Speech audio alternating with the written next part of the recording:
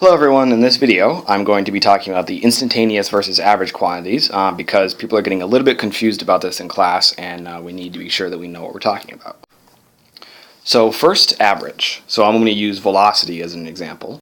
So there's the definition of average velocity. Of course, these are vectors now, and so when I say delta x, I actually mean the vector xf minus the vector xi divided by the change in time.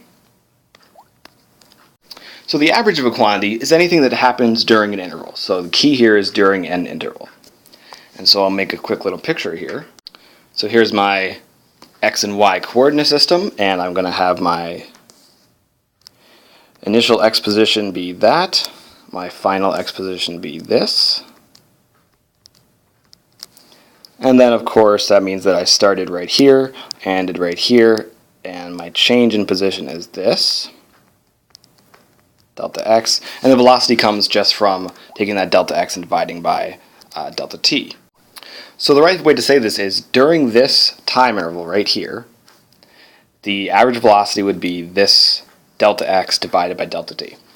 You know, it doesn't matter if this delta x is large or small, but if I'm talking about the velocity during an interval of time,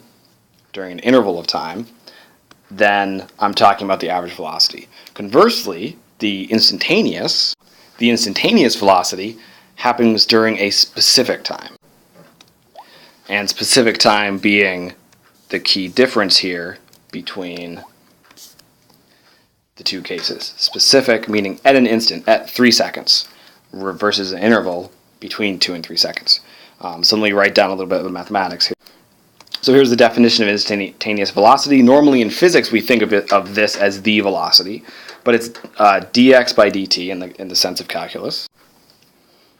And of course the way that you get this is you take this picture up here and you make this smaller and smaller and smaller. So you get this closer and closer together, and essentially these two arrows, the initial and final positions, become one because they get so close together, and you get a picture of something like this, where that's the position that I'm talking about this instantaneous velocity occurring at, and that's the change in position. So in other words, this particle, its current position is right here, and it's moving in this direction. Instantaneously, it's moving in that direction.